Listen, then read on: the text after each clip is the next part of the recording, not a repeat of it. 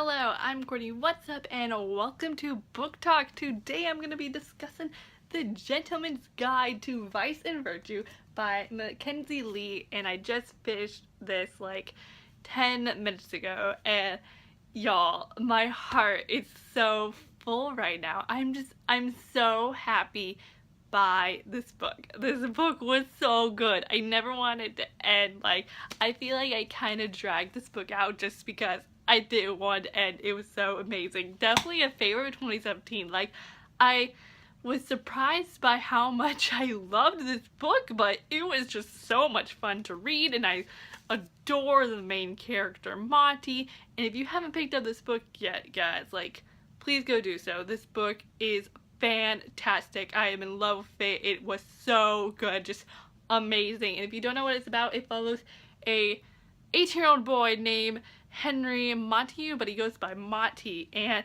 he is about to go on this grand tour of Europe with his sister Felicity and his best friend Percy that he also has a crush on.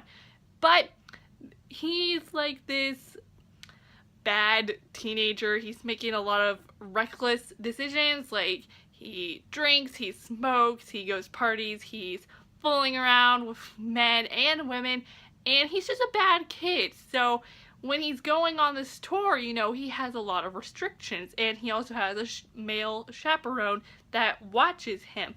And the tour starts, and of course Monty makes this reckless decision that gets him and Percy and Felicity into some trouble, and they have to go on this crazy adventure, and it's insane. Like, the whole entire time I was just like, oh my gosh, like, I just couldn't put this book down because it was like, oh my gosh, it was crazy, but it was crazy good. I loved it. I gave it 5 stars. Like, when I finished the book, I was just like, yeah, that's a 5-star book. That was just so much fun. I loved it. But I think all I have to say for non-spoilers, just go read it. Please go read it. It's so good and wonderful and amazing, and the characters are great and so good. So please read it. Leave if you haven't read the book. I don't want to spoil you, so if you haven't read it yet, you know I'm spoiled, please leave right now. So bye, not spoiling people. Okay, so The Gentleman's Guide to Vice and Virtue. We first have our main character, Monty, which he was really fun to read from. Like, don't get me wrong, I really liked him. He's a fun character, but he's one of those characters that I could get easily annoyed at because he's making all these bad decisions. It is not because of, you know, him stealing that fancy little box from the Duke of Bourbon. Like, no, it's not that. It was his decisions when it came to Percy. Like, oh my god. First off, okay, I don't want to talk about the arguments just yet, but speaking of Percy, Percy is my son. I love him so much. He's so precious, and I will protect him with my whole entire heart because he does not deserve to be hurt. He's already been hurt bad enough. Like, we gotta protect him. I want to, like, start a Percy Newton defense squad because, like, this boy and Monty, I guess, but Percy especially needs to be protected at all costs. But I love him, and what I loved, okay, I guess I'll bring up their arguments now, but, you know, they argue a lot in this book, and something that really annoyed me, though, about their arguments was that, you know, it first happened in Paris, like 50 pages in, they're in that opera box, and then all of a sudden Percy's sitting in Monty's lap, and they're making out, and it's just like, whoa, like, I really, like, was not expecting that. And then, you know, they're making out, and Monty says something, and then they get into an argument, and that happened, like, every single time. Whenever they, like, kiss, all of a sudden, bam, they're suddenly arguing, and it's kind of just like, what? But I appreciated their arguments because, one, it's communication, and two, what I love about Percy and Monty's relationship is that Percy challenges Monty by asking him really deep questions, and, like, Percy wants to know the truth, and that's why, you know, when they would start kissing, you know, they have feelings for each other, but they really don't know what exactly their feelings are, and they haven't talked about it, so that's why they got into those arguments, because Monty would always say the wrong thing. Like, yes, I love him, but boy, is he stupid and just says all the wrong things. It's like, dude, just shut up. Literally shut up. And what also really annoyed me about Monty when it came to Percy is that Percy was, I just wanted to give Percy a hug when they were making out the second time in the street alley, and Monty said something, or Percy said something, and they start arguing, and Monty's all like, you know, Monty's doing all this to find the heart so he can save Percy because Percy has epilepsy, which was really interesting to learn about. I've never really discussed epilepsy in school, so I didn't really know much about it. So I learned a lot of like medical terms in this book, which it was interesting to learn about, and I liked it.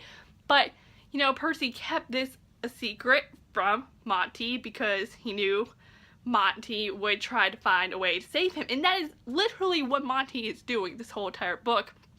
And Monty's all like, oh, you want the heart, like, I'm doing all this for you because you want it too.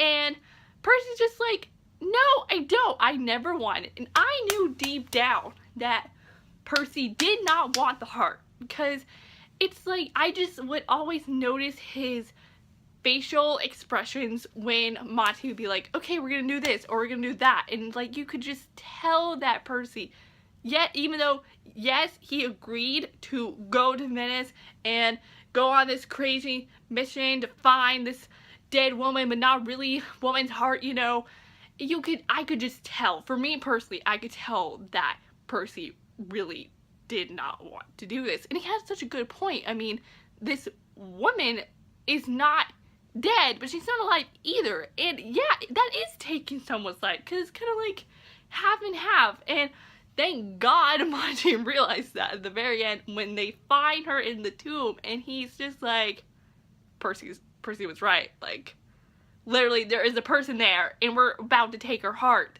And I'm just like so thankful that Monty realized all his mistakes at the end, because I was like, I swear if this ends with him still being an idiot, I'm gonna slap him. But yeah, I just got really mad at Monty for making all these decisions, even though Monty thought Percy agreed, he did it. And I'm just really glad Percy brought all this stuff up, because that's challenging Monty. Monty has no idea what he's doing, and he needs someone like Percy in his life to help him out, because Monty is like a child almost. He needs help, okay? And Percy is there to help him. They help each other, alright? And I'm just so glad that they are together now. They've talked things out by the end. When they're standing in the ocean together and they're holding each other and they're saying that they love each other and talking everything out. Oh, my heart. I was like, this is what I want from books. This is the cutest thing ever. This is just everything I could ask for. I just really appreciate their relationship and how they challenge each other and help each other out. And it is beautiful. It is amazing. I love it. Moving on from that took a really long time. Wow. I just have a lot of things to say about them. But I want to talk about Felicity, because I wasn't sure how to feel about Felicity at first. But as the book went along, it was really interesting to learn more about her and how she likes alchemy and learning about science, and how, oh my god, that one scene where she like got injured on her arm or something, and Percy and Monty are just talking, and they look over, and Felicity just has needles through her skin. She's just stitching herself up, and they're both just like, what the heck? And she's just like, oh yeah, don't mind me, just stitching myself up. She's such a cool human being. Like, I want to be her best friend. She is awesome. I love her. She is, oh, she's just such a wonderful human, and she is a icon. Oh my goodness gracious, she's wonderful. And I am so excited that there's going to be another book, and it's gonna be told from her point of view. Heck yeah, I'm so excited for that. It's gonna be amazing, and I'm just so excited for her, because she's gonna learn more and she's gonna pursue a career. Because as the book went along, I was just like, I don't want her to go to that stupid finishing school. Like, this girl needs to go to the best school ever and learn about alchemy and become this genius. Like, we need that for her. Like, she's wonderful and she deserves that. So hopefully she'll get to go to a nice school in the next book. Maybe she'll end up with Scipio, that pirate. I really liked Scipio. At first I was like, wasn't sure how to feel, but by the end I'm just like in love. And maybe he and Felicity, I don't know. I like, don't ship it, but like, I could kind of see something going on. I don't know if that's just me, but like, saw something, because I don't want her with Dante. Oh, poor Dante. Like, yes, I like Dante and Helena.